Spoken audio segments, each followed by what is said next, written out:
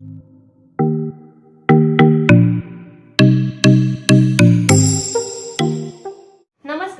आज आपण कटोरी राऊंड न टाकता अगदी सोप्या पद्धतीने कटोरीचे न माप घेता कशा पद्धतीने कटिंग करायचं हे अगदी सोप्या पद्धतीने समजून सांगणार आहे. त्यासाठी इथे मी हा घडीचा पेपर घेतलेला आहे. यात आपल्याला मागचा भाग पुढचा भाग सोबत काढायचा आहे. कटोरी कटिंगच्या वेगवेगळ्या पद्धती आहेत, त्या सगळ्या प्रकारच्या आज शिकणार आहोत आपण. आज आपण इथे माप न घेता कशा पद्धतीने कटोरीचं कटिंग करायचं हे शिकवणार आहे. त्यासाठी आता सुरुवातीला आपण इकडनं 1.5 इंच अंतर आधी सोडून देणार आहोत. जर तुमचा छातीचा गोलवा जास्त मोठा असेल तर तुम्ही हे अंतर 1.5 इंच ऐवजी 2 इंच सोडायचं आहे. छातीच्या गोलव्यानुसार आपल्याला हे सोडायचं आहे, म्हणजे आपल्या टक्सचं शिवण तसं होतं आणि आपली कटोरी मोठी निघते. ह्या पॅटर्न मध्ये आपल्याला साइड पीस, कटोरी आणि मागचा भाग निघतो. फक्त योगपट्टी आणि बाहीचं कटिंग आपल्याला सेपरेट पेपरवर करायचं आहे. ब्लाऊजची उंची आहे 13 इंच. 1 इंच शिलाई मार्जिन ऍड केलं 14 इंच.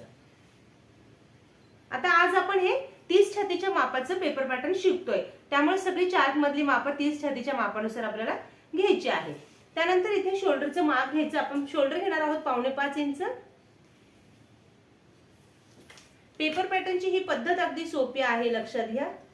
आणि मुंडा आपण घेणार आहोत 5 इंच.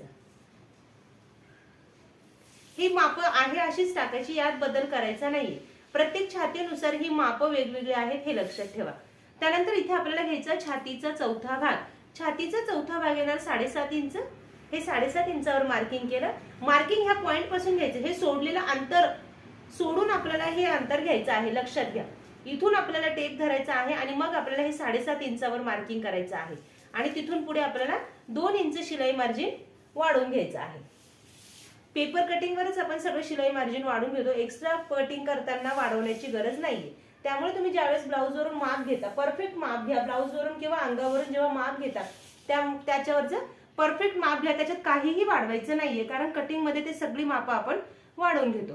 त्यानंतर जर एखाद्या ताईंचं कमरघेर जास्त कमी असेल तर कमरघेराचा चौथा भाग अधिक 2 इंच शिलाई मार्जिन हे माप घ्यायचं आहे.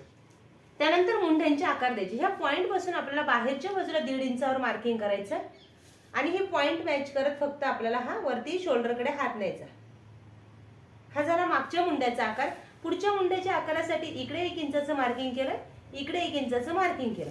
मग हे जे मार्किंग केलेलं आहे तिथून वरती शोल्डर पर्यंतच्या अंतराचा मध्य करायचा. आता 4 इंच आलं, त्याचा मध्य आला 2 इंच आणि तिथून मध्ये 5 इंचाचं मार्किंग करून आपल्याला हा मुंड्याचा आकार द्यायचा आहे. हे झाले दोन्ही मुंड्यांचे आकार. त्यानंतर इथे आपण घेणार आहोत गळाखोली 2 इंच.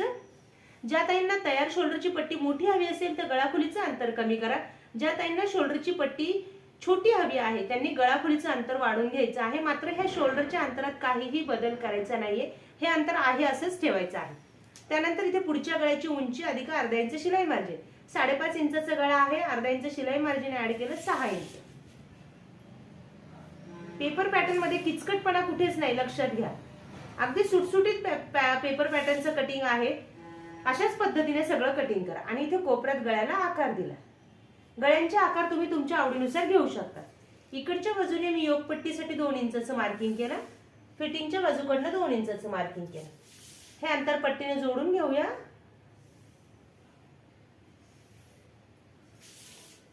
ह्या पॉइंट पासून पुन्हा वरती आपण 2 इंचाचं मार्किंग करणार आहोत आणि गळ्यापासून हे अंतर तिरकस जोडून घ्यायचं.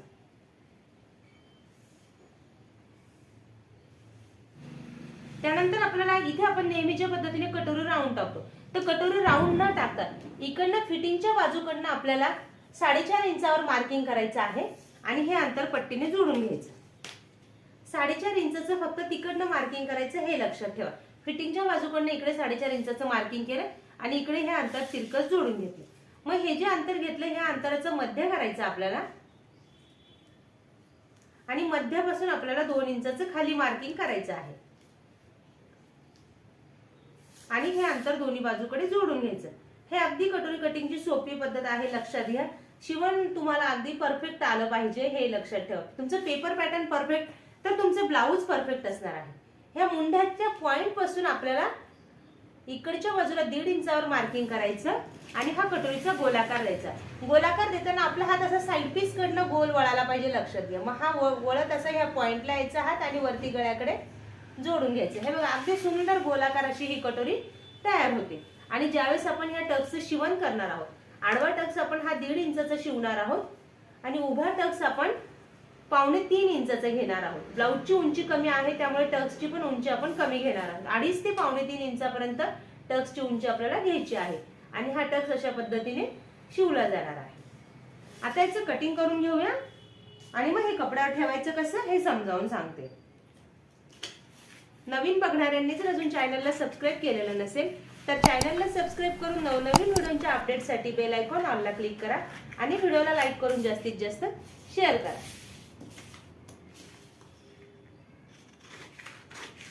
आणि अजून तुमच्या काही अडचणी येत असतील या व्यतिरिक्त तर तुम्ही कमेंट करा, म्हणजे त्यानुसार आपण पुढचा व्हिडिओ नक्की बनवूया। हा झाला पुढचा भाग आणि हा झाला मागचा भाग। आता आपण हे जे साईडला 1.5 इंच अंतर वाढवलेलं होतं ते मागच्या भागातून काढून टाकूया। कमी वेळेत आपला पेपर पॅटर्न तयार व्हावं यासाठी आपण घडीचा पेपर घेऊन हे सोबत पॅटर्न बनवत असतो, हे लक्षात घ्या। इकडनं पुन्हा 1.5 इंचाचं मार्किंग करून हे अंतर काढून टाकूया।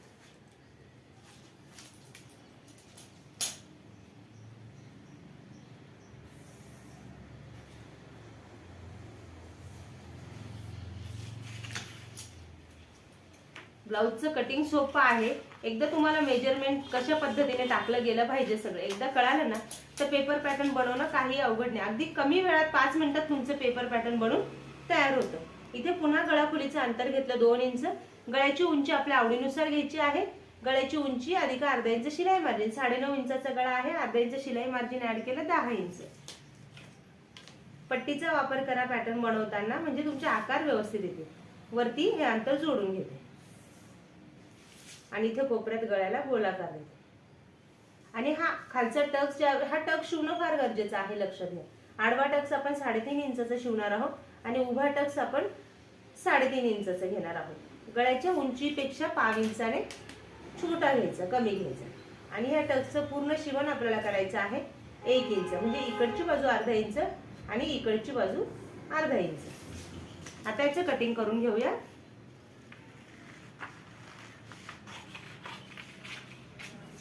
हे झालं आपलं मागच्या भागाचं पेपर पॅटर्न तयार। आता आपण पुढच्या भागाचं कटिंग करून घेऊया। कटिंग करताना सगळ्यात पहिले हा मुंड्याचा आकार कापायचा, कारण आपण इथे सोबत दोन्ही मुंड्यांचे आकार दिलेले होते, त्यामुळे हा मुंड्याचा आकार कापायचा, गळ्याचा आकार कापायचा। आणि गळ्याचा आकार जरी इथे कापला पण ब्लाऊज शिवताना फिनिशिंगचा गोलाकार एक पाइपिंग लावण्याच्या आधी ब्लाऊजला द्यायला विसरायचं नाहीये।